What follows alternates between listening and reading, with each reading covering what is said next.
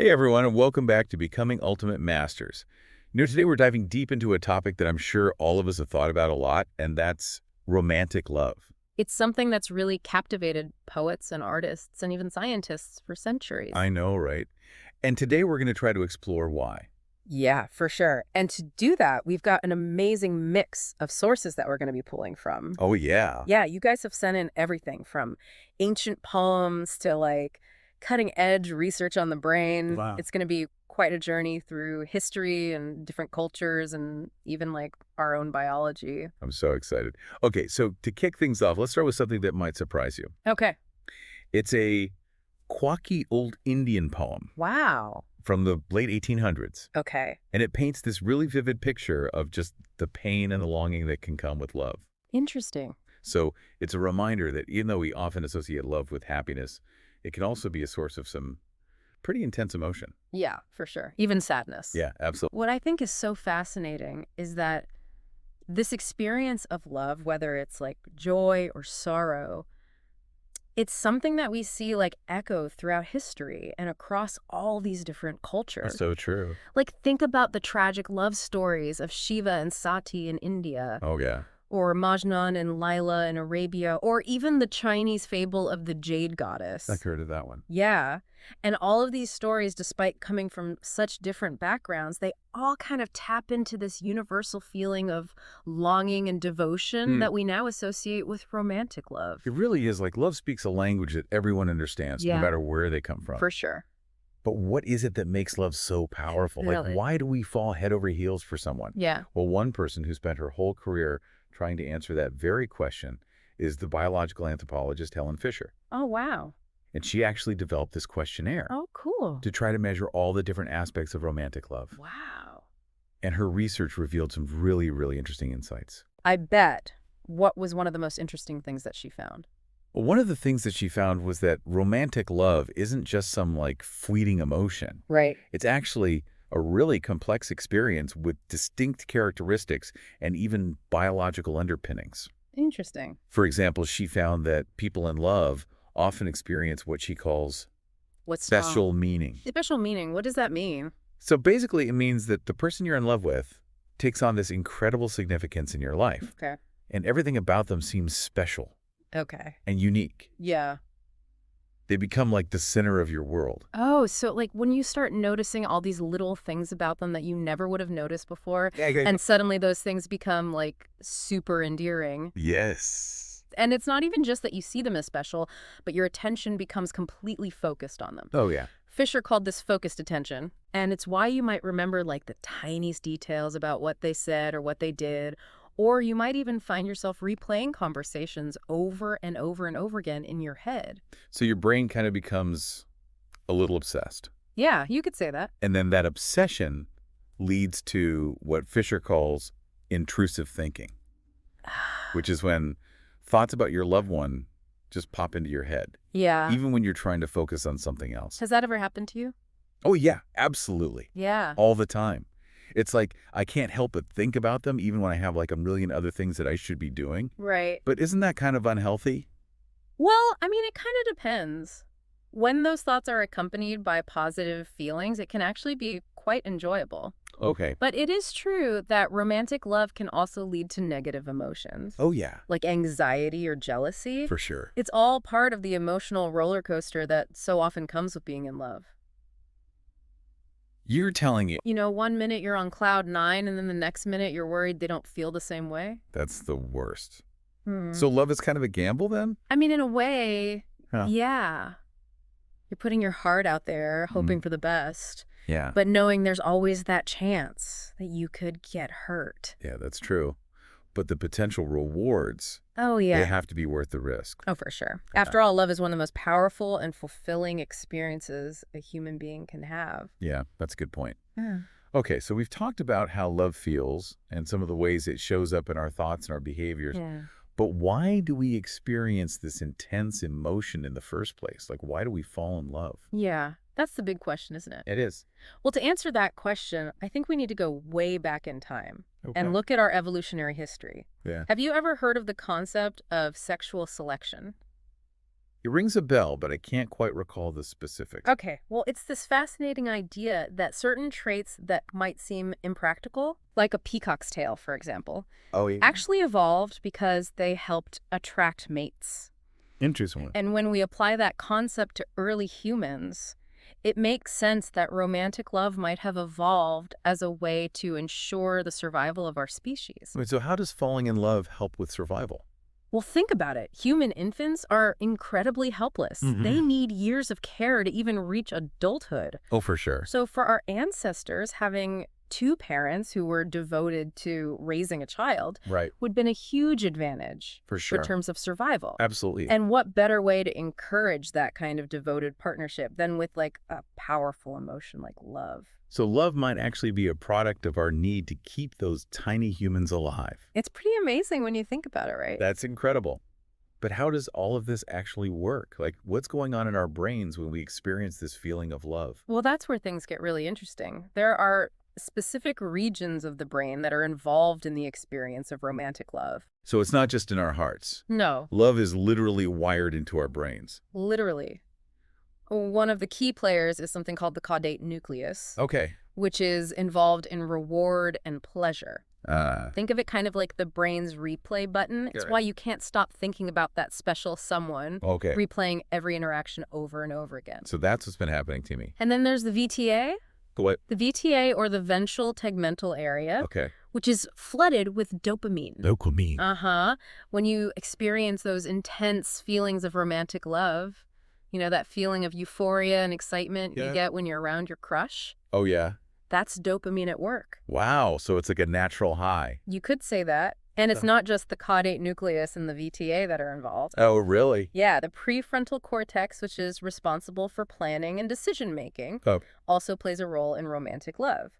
It helps us to focus our attention on our loved one and make decisions that prioritize our relationship.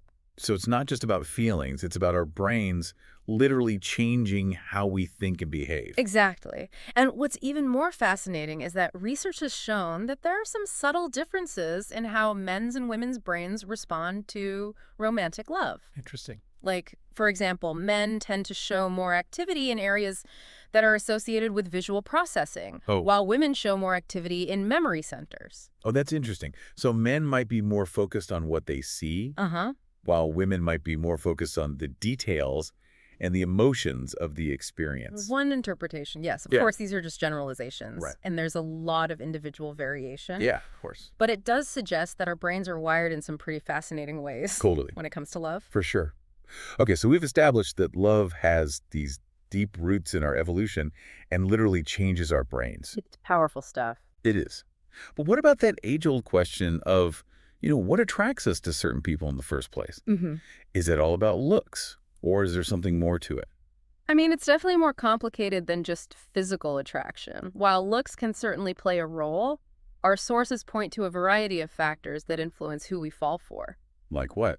Spill the tea. Okay, well, one factor is something I think we've all probably experienced, and that's proximity. Proximity. Yeah, we tend to be drawn to people that we're around frequently. Makes sense. You know, the more time you spend with someone, the more opportunities you have to get to know them and develop a connection. Right, so like that classic high school romance where two people fall for each other because they're in the same class. Yeah, Or exactly. the same club or something. Exactly. But here's where it gets interesting. Okay. It's not just about being physically close. Oh, really? The sources also mention this concept of mystery being attractive. Ooh, mystery. Tell me more. Well, there's this fascinating example from an Israeli kibbutz where children grew up together in very close proximity. Okay. So you would think they'd end up marrying each other all the time, right? Yeah, that would make sense. But surprisingly, that wasn't the case. Oh, wow. It seems that a little bit of distance and unfamiliarity can actually spark romantic interest. So maybe absence does make the heart grow fonder. Maybe so. It's like you need that little bit of space to kind of appreciate someone Yeah, and see them in a new light. that's a great way to put it. And then you've got the whole opposites attract debate. Oh, yeah. While we might be initially drawn to people who are different from us, the sources suggest that ultimately we tend to gravitate towards those who share similar backgrounds, interests, and values. So it's not about being exactly the same, Right. but about finding someone who compliments you in the right way. Yeah. Somebody who challenges you to grow, but also shares your core values. Precisely. Yeah, It's about striking that balance between familiarity and novelty. I like that. But let's not forget about the role of physical attraction. Of course. Our sources did mention some interesting research They did? on what makes someone physically appealing. Yeah, what did they say? Okay, so let's talk about looks. What did the sources say? Well, one thing that came up repeatedly was symmetry. Symmetry. Yeah, it turns out humans are naturally drawn to symmetrical faces and bodies. Interesting. And it's thought to be a biological indicator of good genes and overall health. So it's not just about like cultural standards of beauty. Right. It's literally ingrained in our biology to find symmetry attractive. It seems that way. And then for women specifically, there's this thing called the waist-to-hip ratio Oh yeah, I've heard of that. that men tend to find particularly appealing. And it's believed to be linked to fertility and health. Exactly. Interesting. So it's not just about being thin, it's about having a certain proportion. Right. But before we get too caught up in the physical, Yes, it's important to remember that everyone is beautiful in their own way. of course. And there's so much more to attraction than just looks. Couldn't agree more. And actually, our sources highlight this really cool concept called love maps. Love maps. Sounds intriguing. What is that? So imagine everyone has this unique blueprint for their ideal partner, Okay. shaped by their past experiences, Okay. childhood, their relationships, even their culture. Okay. And that's their love map. So it's like this internal guide. Exactly. And it guides us towards certain types of people and helps us to determine who we're most likely to fall in love with. So we're all just walking around with these invisible maps Yeah. that lead us to our romantic destinies. That's both fascinating and a little scary. I know, right? It definitely adds a layer of complexity to the whole idea of finding the one. Yeah, it does. But, love isn't just about romantic passion and attraction. Right. There are other important elements at play, like lust and attachment. Oh, yeah, for sure. So how do those fit into the bigger picture of love? Well, think of lust, romantic love, and attachment as like three distinct but interconnected systems. Right. Each one is driven by different hormones and brain circuitry. Okay. So lust is that initial surge of desire, and it's primarily fueled by testosterone. Okay. Romantic love, which we've been talking about, is all about those intense feelings of euphoria, longing, and obsession, Yeah. driven by dopamine and norepinephrine. Uh-huh. Yeah. And then attachment comes in later, right? Exactly. Attachment is that feeling of deep connection, comfort, and security that you feel with someone you trust and rely on. Yeah. And it's associated with the hormones oxytocin and vasopressin. So it's kind of like a progression then. Yeah. Lust sparks the initial attraction. Uh-huh. Romantic love intensifies the bond. Yeah. And then attachment creates a sense of lasting connection and stability. That's a great way to visualize it. But here's the thing. Okay. These three systems can work independently Oh, wow. or interact in really complex ways. Interesting. So sometimes you might feel all three at once. Okay. And sometimes you might feel just one or two. Right. And that's where things can get complicated. Right, because sometimes those feelings aren't reciprocated, Exactly. which then leads to heartbreak. Uh-huh. The sources mention that lost love can actually feel like a kind of addiction. Oh, yeah, they did. Yeah. It's like when love is reciprocated, it feels amazing, Right. like a positive addiction, Yeah. bringing so much joy and fulfillment. It can be incredible. But when a relationship ends or the love is unrequited, it can turn into this negative addiction, Totally. leading to, feelings of despair and intrusive thoughts, even anger. Total. It's like your brain is craving that dopamine hit Uh-huh. that it used to get from being in love. Yeah, it makes sense, doesn't it? It does. It's like your brain is going through withdrawal. Yeah. It's no wonder heartbreak can feel so physically and emotionally painful. I know. And the sources really don't shy away from depicting that raw intensity of those emotions. They don't. They use really powerful language and personal anecdotes Wow. to illustrate just how devastating lost love can be. But even though heartbreak is such a difficult experience, it's also an important part of life. I think so too. It teaches us resilience. Yeah. It helps us grow. Right. And ultimately, it prepares us for future love. So even though love can be challenging and messy, Yeah. it's still a powerful force for good in our lives. Absolutely. Think about all the incredible works of art, music, literature, I know, right? even scientific discoveries that have been inspired by love. It's a force that drives creativity, innovation, and human connection. For sure. And even when love ends, it leaves this lasting impact on who we are and how we see the world. Okay, so we've talked about the science of love, Mm-hmm. the history of love, and even the heartbreak of love. It's quite a journey. It is. But what about the long game? How do we keep that spark alive in a long-term relationship? Because let's be real, those initial feelings of intense passion, Yeah. they tend to fade over time. That's true. Those initial dopamine rushes do tend to level out as a relationship matures, but that doesn't mean that love is doomed to just like fizzle out. Right. The sources actually offer some really great advice on how to keep that flame burning bright. Okay, I am all ears.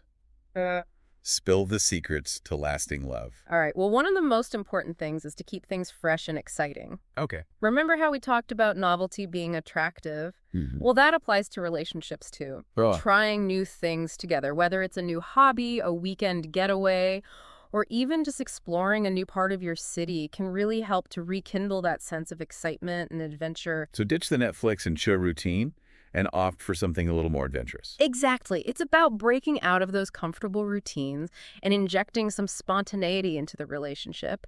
And it doesn't have to be grand gestures either. Okay. Sometimes the smallest things, like surprising your partner with their favorite takeout or leaving them a sweet note, can make a big difference. It's about those little acts of kindness and consideration Yeah. that show you're still thinking about them and making an effort. Right. And on that note, communication is key. Communicate. Yeah, it sounds simple, but so many relationships struggle because partners just aren't effectively communicating their needs and their feelings. That's true. So make time for like regular check-ins, Okay. both about the practical aspects of life and also your emotional connection. So don't just talk about who's doing the dishes or picking up the dry cleaning. Right. Actually talk about how you're feeling, what's exciting you, what's worrying you, and what you appreciate about each other. You got it. And don't be afraid to be vulnerable with each other. Vulnerable, how so? Sharing your fears, your dreams, and insecurities can really deepen your bond and create a sense of intimacy that goes way beyond that initial rush of romantic love. So be open, be honest, and be willing to listen without judgment. Yeah. That's what builds real trust and connection. Exactly. But even with all the right ingredients, Yeah. relationships can still face challenges. Right. Life throws curveballs, people change, and sometimes couples just grow apart. It happens. Yeah. And sometimes, despite our best efforts, Yeah. relationships end. And that's okay too. It's important to remember that heartbreak is a normal part of life. Yeah. And it doesn't diminish the value of the love that you experienced. Not at all. So even though love can be complicated and messy, Yeah. it's still a force for good in our lives. Absolutely. Love in all its forms shapes who we are and how we experience the world. It teaches us empathy, compassion, and resilience. It inspires us to be better versions of ourselves. And even when it ends, it leaves us with valuable lessons and memories that we carry with us. So what's like the biggest takeaway you hope our listeners get from this deep dive into the world of romantic love? I think the most important thing is to approach love with a sense of curiosity and wonder. Don't be afraid to explore, to experiment, and to learn from your experiences. Love is a journey, not a destination. It's about growth, evolution, and constant discovery. And remember, you're not alone on this journey. If you're struggling with matters of the heart or just want some extra guidance, you can always check out www.ultimatemasters.org coaching or WhatsApp, plus 256-771-324-119 for more information and support. That's right. We're here to help you navigate the complex and often confusing world of love and relationships. And don't forget to share this episode with your friends, your family, or that special someone who might benefit from these insights. Spread the love. Well, that brings us to the end of our deep dive into romantic love. Oh. Thanks for joining us on this fascinating journey. It's been a pleasure. And remember to check back daily for a new episode of Becoming Ultimate Masters. We're dedicated to helping you unlock your full potential and live your best life one deep dive at a time.